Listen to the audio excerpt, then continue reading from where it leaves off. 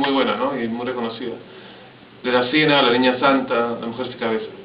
Ella, por ejemplo, con ella, las 3 semanas que me tocó hablar, o sea, que estando en España, hablar sobre el guión con ella, no escribí ninguna palabra, ¿no? O sea, fue simplemente conversaciones y conversaciones donde ella me hacía preguntas muy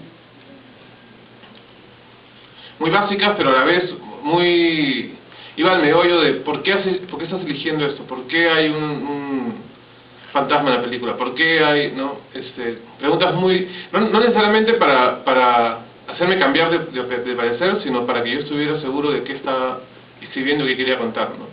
Y en el caso de ella, por ejemplo, es que yo no sé si la gente ha visto la película o no, pero la escena al final, casi muy al final, donde el pescador va a donde la familia del pintor, esa escena no estaba en la película, ¿no? Y ella fue una recomendación de Lucrecia Martel. ¿Cómo es posible que el personaje que está tranquilo consigo mismo en su piel, a la hora que se muere no tiene nadie que lo entierre? ¿No? Y aparte, si no tiene nadie que lo entierre, entonces le estás haciendo el trabajo más fácil a tu personaje principal. En cambio, si hay una familia a la que él tiene que ir a pedirle el cuerpo, en primer lugar, haces que tu personaje, el pintor, tenga más dignidad, y en segundo lugar, haces que el personaje principal esté haciendo eso porque quiere y no porque es el único que lo podría hacer, ¿no? No sé si estoy siendo muy vago, si la gente que ha visto la película capta un poco lo que digo, ¿no? Pero esa fue una recomendación de ella que me pareció crucial y por eso escribí una escena como esa, ¿no? Que es una escena, aparte, un poco arriesgada porque es introducir personajes que no has visto nunca en la película al final y que tienen una decisión un poco importante sobre lo que va a pasar.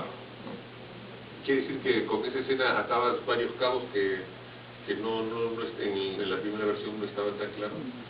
No que no ataba cabos, sino que esa escena lo que logra es, aparte, una vez más, de que el personaje del pintor tenga, no sea simplemente un paria, que nadie lo quiere, sino tenga una familia que sí lo viene a reclamar. Esa escena lograba que el personaje principal tuviera... O sea, si alguien se muere y nadie quiere enterrarlo, y tú eres el único que lo conoce, serías un desgraciado si no lo haces. Pero si viene alguien a enterrarlo y tú te presentas a decir yo lo quiero hacer, eso hace que el personaje principal lo esté haciendo de propia voluntad y no simplemente porque no le queda otra. Y eso cambia la motivación del personaje principal y lo convierte o sea, y hace que lo que está haciendo lo hace porque considera que lo debe hacer, que lo quiere hacer, ¿no? Y eso es importante para el desarrollo del personaje principal porque lo que está haciendo es bastante controversial, sobre todo dentro del pueblo en el que vive, ¿no? Ajá. Bien, quiere decir que uno de los temas que estás tocando es bastante controversial.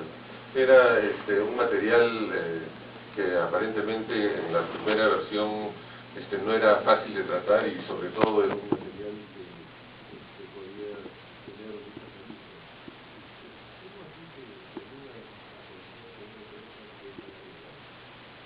Tampoco es controversial probablemente aquí, ¿no? Pues no es controversial en todos lados, ¿no?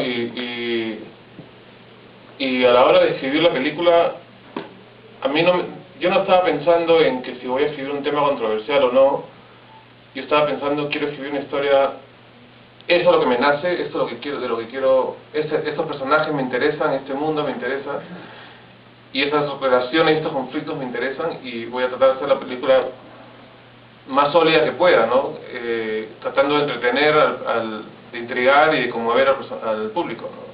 Entonces, no es que yo tenía, como les digo, o sea, la semilla de toda la historia nace accidentalmente en una clase de guiones en Los Ángeles. Entonces, no es que yo me senté a decir voy a hablar sobre este tema, ¿no?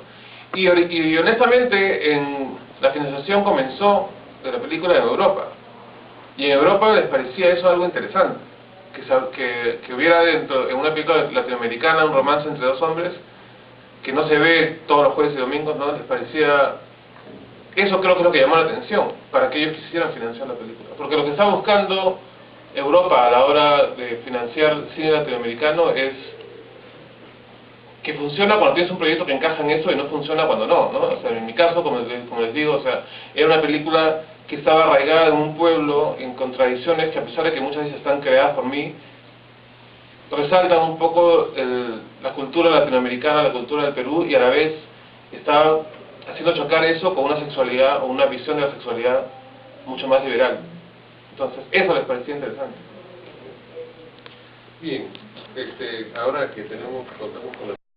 Muy buena, ¿no? Y muy reconocida. De la Siena, la Niña Santa, la Mujer sin Cabeza. Ella, por ejemplo, con ella, las 3 semanas que me tocó hablar, o sea, que estando en España, hablar sobre el guión con ella, no escribí ninguna palabra, ¿no? O sea, fue simplemente conversaciones y conversaciones donde ella me hacía preguntas muy básicas, pero a la vez iba al meollo de ¿por qué estás eligiendo esto? ¿Por qué hay un fantasma en la película? ¿Por qué hay, no? Preguntas no necesariamente para hacerme cambiar de parecer, sino para que yo estuviera seguro de qué estaba escribiendo y qué quería contar, ¿no? Y en el caso de ella, por ejemplo, es que yo no sé si la gente ha visto la película o no, pero la escena al final, casi muy al final, donde el pescador va a donde la familia del pintor, esa escena no estaba en la película, ¿no? Y ella fue una recomendación de Lucrecia Martel. ¿Cómo es posible que el personaje que está tranquilo consigo mismo en su piel, a la hora que se muere no tiene nadie que lo entierre? ¿No? Y aparte, si no tiene nadie que lo entierre, entonces le estás haciendo el trabajo más fácil a tu personaje principal.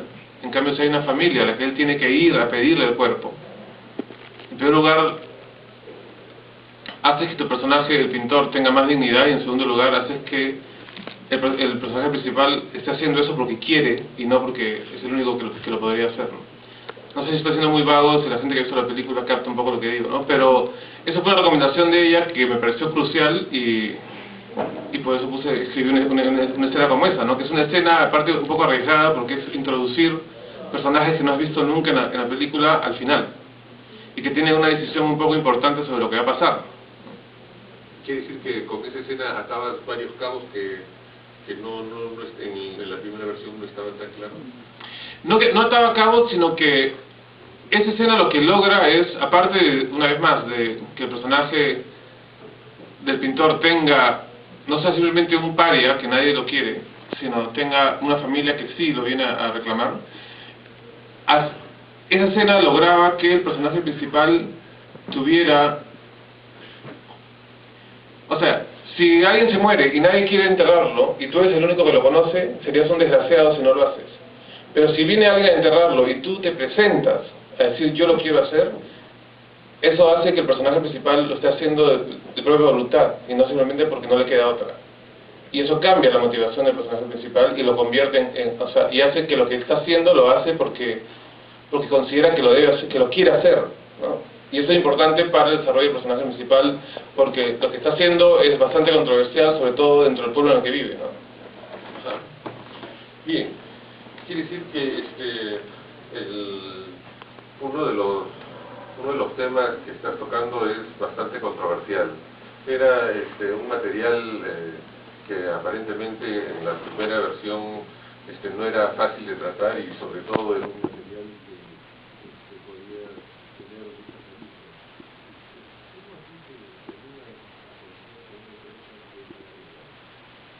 Tampoco es controversial probablemente aquí, pues no es controversial en todos lados, ¿no? Y a la hora de escribir la película, yo no estaba pensando en que si voy a escribir un tema controversial o no. Yo estaba pensando, quiero escribir una historia, eso es lo que me nace, esto es lo que quiero, estos personajes me interesan, este mundo me interesa, y esas relaciones, estos conflictos me interesan, y voy a tratar de hacer la película más sólida que pueda, ¿no? Tratando de entretener, de intrigar y de conmover al público, ¿no? Entonces, no es que yo tenía, como les digo, o sea, la semilla de toda la historia nace accidentalmente en una clase de guiones en Los Ángeles. Entonces, no es que yo me senté a decir voy a hablar sobre este tema, ¿no?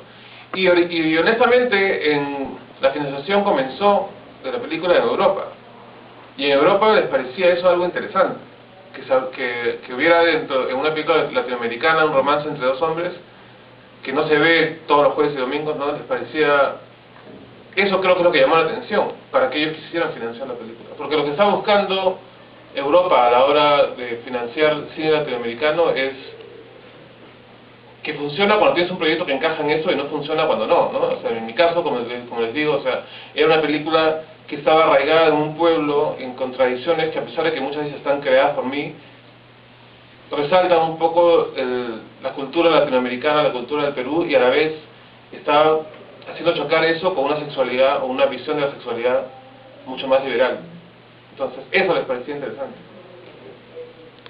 Bien, ahora que contamos con la